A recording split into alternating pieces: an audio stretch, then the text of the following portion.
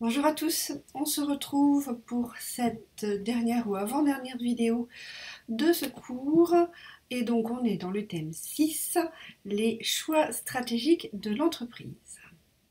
C'est parti! Alors, le thème 6 va se décomposer en deux temps. Le premier temps ici que je vous propose, c'est le temps du diagnostic, donc du diagnostic stratégique. On y va! Alors, on va commencer par se demander ce qu'est la stratégie. Alors, le terme vient du vocabulaire militaire, c'est un ensemble d'actions qui vont être coordonnées afin d'obtenir, eh bien quoi, puisqu'on est dans le domaine militaire, eh bien la victoire sur le terrain. Il ne faut pas le confondre avec la tactique, qui est l'art de diriger une action grâce à des moyens. On va voir que ce thème fait appel à tout un tas de notions que nous avons déjà vues dans les thèmes précédents. Donc c'est un thème un peu de synthèse où nous allons rappeler un certain nombre d'éléments, de connaissances que vous avez déjà apprises dans les thèmes précédents.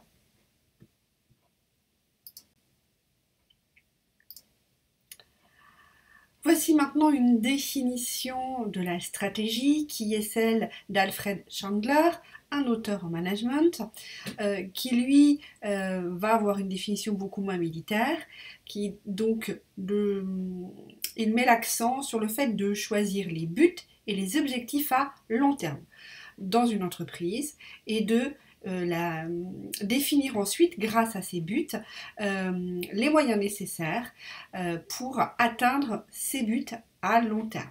Donc ces buts à long terme sont plutôt des buts qu'on va exprimer en termes de chiffre d'affaires, de part de marché, en termes de nombre de points de vente. Voilà, on va plutôt être dans cette dimension-là. Donc, ce qui est très important ici à comprendre, c'est que l'idée d'une stratégie, c'est vraiment l'idée de la vision. On retrouve la vision de l'entrepreneur qui doit avoir une vision à long terme pour son entreprise. Eh bien, la stratégie, c'est vraiment comment je pilote cette vision à long terme de l'entreprise, un peu comme le capitaine qui va faire des choix pour assurer que son bateau et son équipage arrivent à bon port. Et on va s'intéresser aux différentes démarches stratégiques dans un premier temps, assez rapidement pour que vous puissiez comprendre qu'il y a deux types de démarches stratégiques et qu'en réalité, eh bien, la réalité n'est pas toujours la théorie. La première démarche, elle est assez linéaire, on la connaît, elle est très populaire dans notre culture française, cartésienne. C'est un mode de pensée qui est répandu, que vous connaissez. On va définir un objectif, on va prendre une décision pour aller vers cet objectif et on va choisir des moyens. Je prends un exemple, tiré plutôt de votre vie d'étudiant. J'ai besoin d'un travail, je veux un travail de commercial itinérant. Pour cela, j'ai besoin d'une voiture. Prise de décision, je m'inscris au permis de conduire, allocation des moyens, je demande de l'argent à mamie ou je fais un emprunt pour pouvoir payer la voiture et le permis de conduire. Vision très linéaire, qui fonctionne, hein, mais qui ne fonctionne pas toujours. Je vous en propose une autre, une démarche incrémentale plutôt, et il en existe encore d'autres. Ce sont les deux que je trouve les plus faciles à appréhender pour des étudiants de votre niveau. Alors, une démarche plus incrémentale, on va plutôt aller analyser mon environnement, définir ensuite les objectifs et formuler une stratégie. Pour ensuite contrôler ce que nous avons mis en place. Je vais prendre un exemple. Analyse de l'environnement, la tendance est de nouveau aux jeunes femmes dans la société très très minces. Définition de mes objectifs. Et ben moi je me sens pas bien de ne pas être très très mince comme les standards qui me sont proposés, donc je décide de me conformer à cet environnement et je vais donc faire un régime. Je définis mon objectif, je vais perdre, je dis n'importe quoi, 5 kilos. Je vais formuler une stratégie, est-ce que je vais aller plus au sport? Est-ce que je vais aller voir une diététicienne? Est-ce que je vais faire des restrictions alimentaires par moi-même? Est-ce que je vais faire tout ça en même temps? Est-ce que je vais acheter des compléments alimentaires qu'il faut maigrir? Mise en œuvre et contrôle, eh bien, j'achète des compléments alimentaires pour maigrir et je regarde sur la balance si ça marche.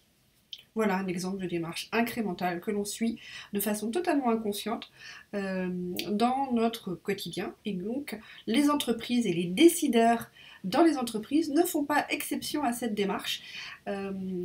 Ils ont également ce mode de pensée, en fait, pour prendre leurs décisions.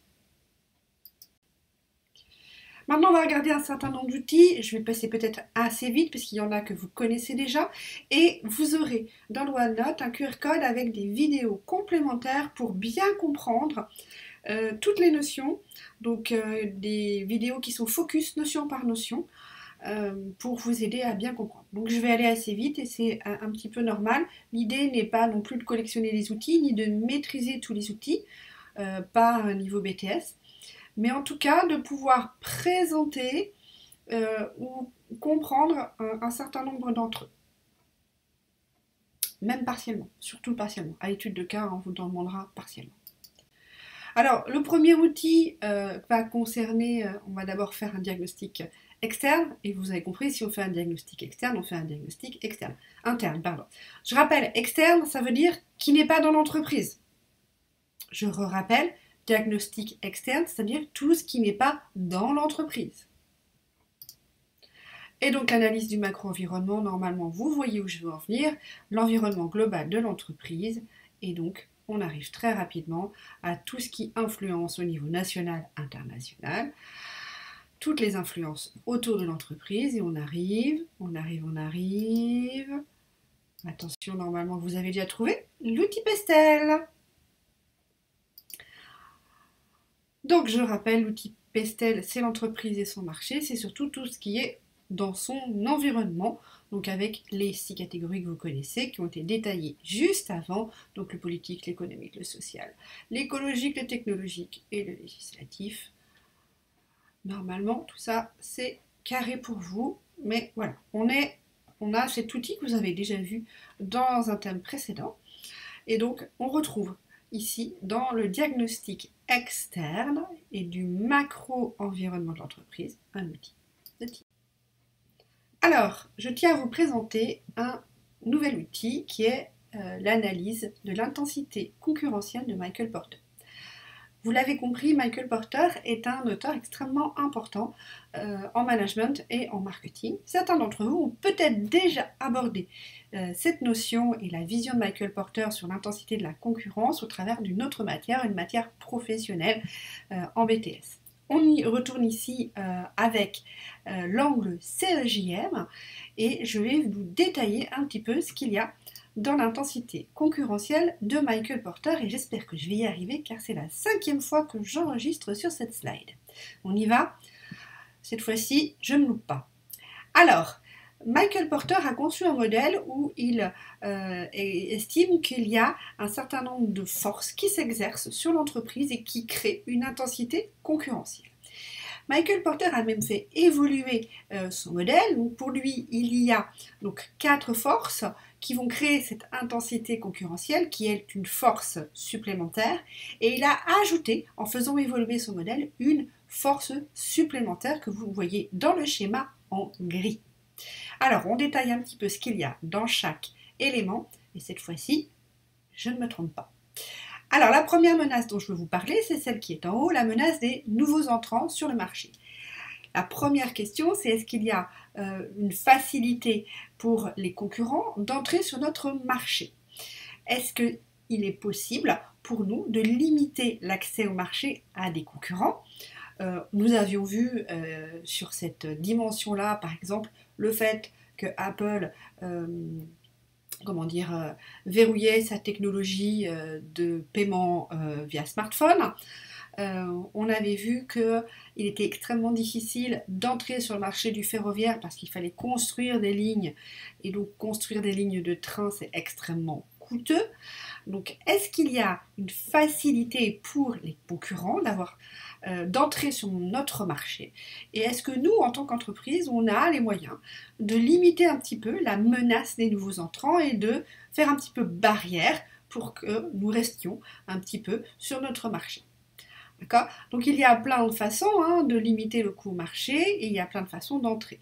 Donc c'est une menace très forte, notamment à la période actuelle où on voit qu'il y a beaucoup d'innovations. On a eu des innovations autour du numérique, c'est le thème que nous venons de terminer. Il y a les innovations avec les intelligences artificielles qui sont la vague de 2025. Eh bien, est-ce qu'il y a beaucoup de concurrents aujourd'hui qui se mettent sur mon marché? La deuxième force concurrentielle que je souhaite évoquer ici, c'est celle qui est juste en face. Donc, on a vu celle du haut, on va voir celle du bas, la menace des produits de substitution. Est-ce qu'il y a beaucoup de produits de substitution, de remplacement, qui répondent aux mêmes besoins que les produits de l'entreprise, ou les produits ou les services? Pour moi, c'est la même chose ici. Eh bien, le niveau de concurrence va dépendre de leur degré de substituabilité. On peut substituer le train à l'avion, mais il va y avoir des régions du monde où ça va quand même être très compliqué d'y aller sans avion. Si demain je veux, pendant mes vacances, aller à New York, je ne vais pas pouvoir y aller en train. On va pas se mentir, ça va être compliqué. Alors là, il y a effectivement une substituabilité qui est moindre. Donc en fonction de l'offre de mon produit, de mon service, eh bien les produits de substitution vont pouvoir ou complètement remplacer mon produit, mon service, et là effectivement c'est une très très forte concurrence, soit ils vont avoir une substituabilité qui est moindre et la force concurrentielle, l'intensité concurrentielle sera moins importante. Tout ça va dépendre de la qualité, de la technologie, de l'image de marque.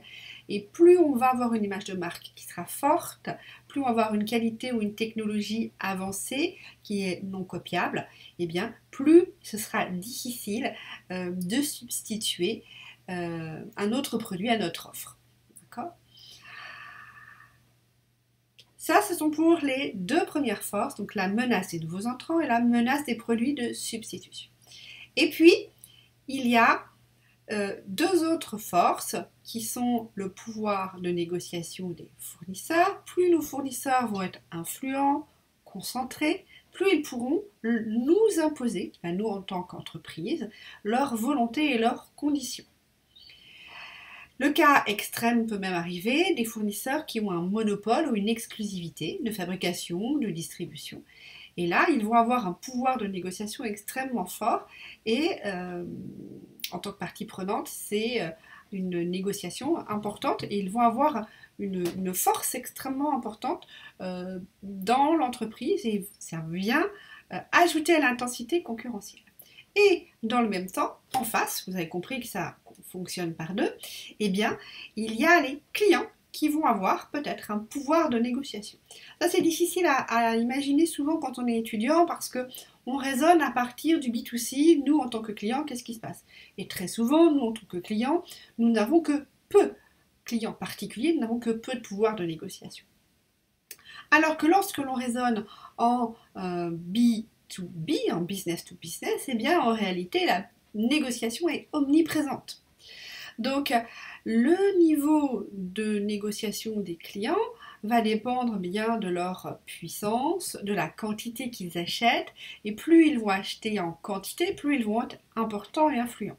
Je fais une petite parenthèse pour mes étudiants de NDRC qui tomberaient par hasard sur qui tomberait par hasard sur cette vidéo. Là, on est clairement en train de parler des centrales d'achat et des réseaux de distribution. Plus on va être regroupé, si on est petit, on va se regrouper pour avoir un pouvoir de négociation en tant que client, système de distribution, centrale d'achat, mais également ça existe aussi pour les particuliers, les systèmes de groupement d'achat pour avoir un vrai pouvoir de négociation, alors que en tant que simple particulier, aller négocier les prix de votre électricité avec Total Energy, vous n'avez absolument aucun pouvoir. Par contre, si vous vous groupez en tant que particulier, vous avez du pouvoir. Si vous êtes une entreprise qui achète un gros volume d'électricité parce que vous avez une centaine d'usines en France, bien là, évidemment, ça ne va pas du tout être la même chanson. Donc ça va rajouter à l'intensité concurrentielle sur le marché de l'entreprise. Donc plus les clients vont être concentrés, plus ils vont être influents, et plus ils vont obtenir de bonnes conditions commerciales, ce qui n'est pas forcément bon pour l'entreprise parce que ça peut l'amener à perdre en marge. Donc tout ça, c'est également condition des autres forces. Et puis la dernière force qui est rajoutée dans l'évolution du modèle par Michael Porter, c'est les contraintes réglementaires des pouvoirs publics.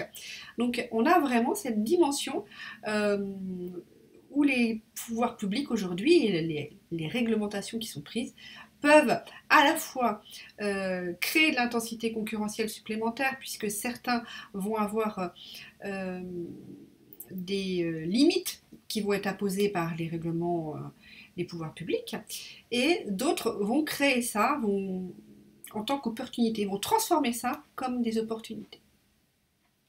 Voilà pour le modèle de l'intensité concurrentielle de Porter.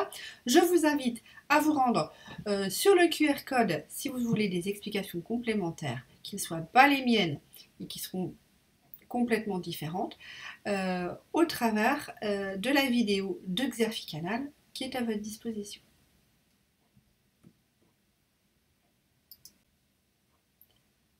Alors, on a parlé pas mal de macro-environnement, donc de quelque chose d'assez global. On va parler maintenant de micro-environnement. Donc, il s'agit ici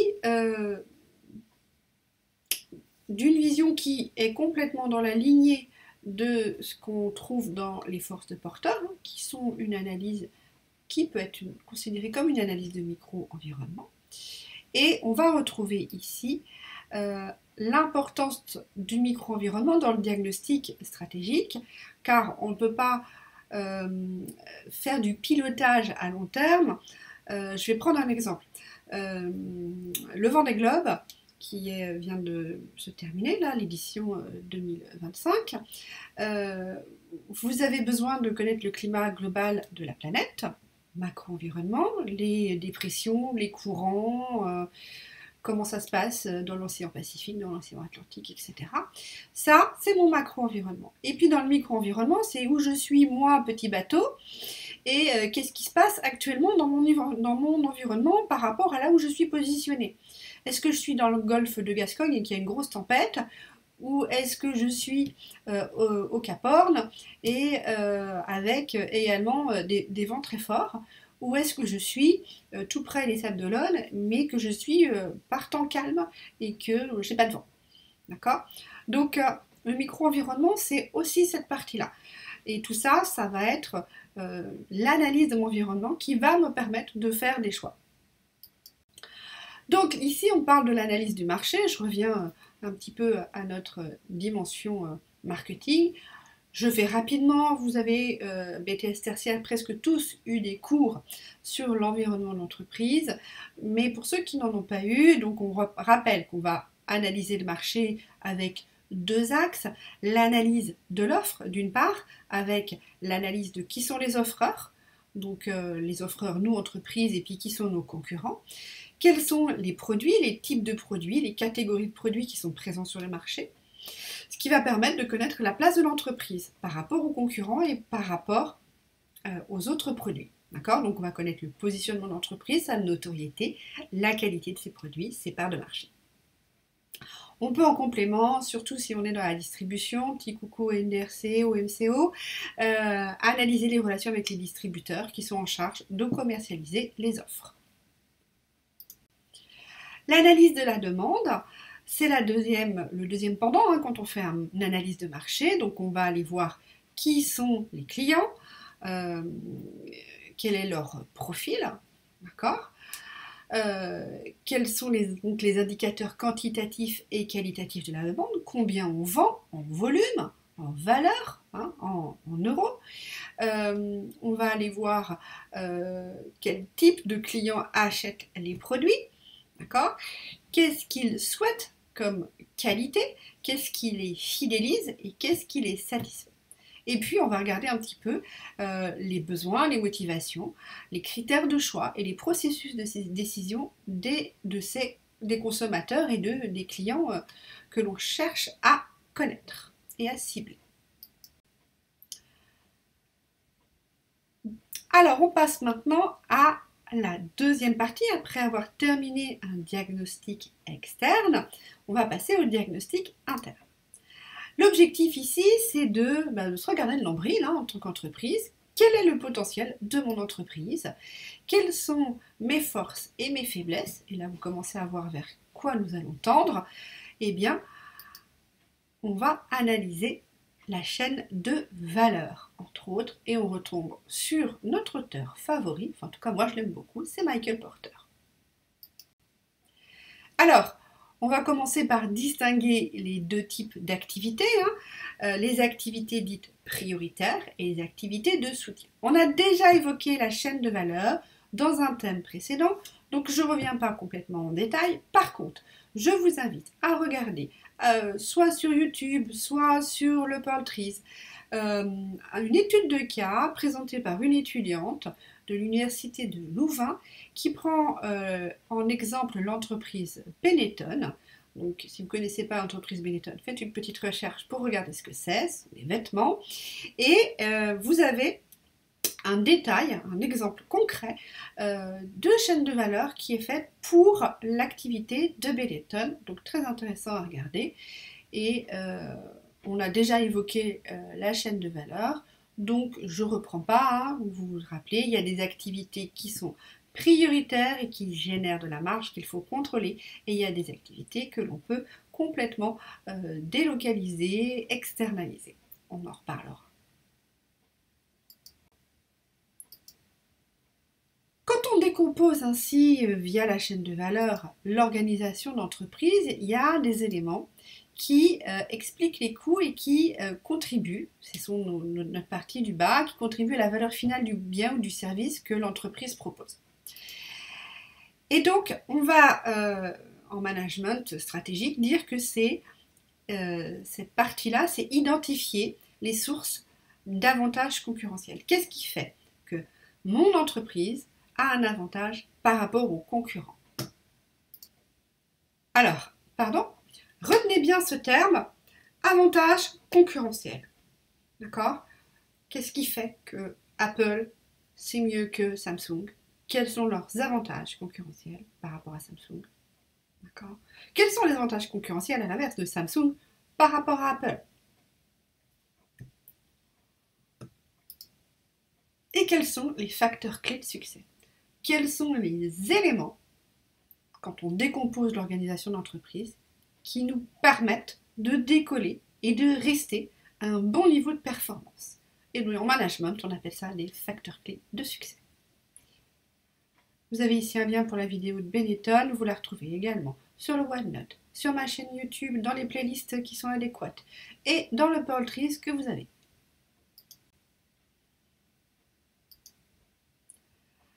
Qu'est-ce qu'on va constater donc quand on fait une analyse de chaîne de valeur?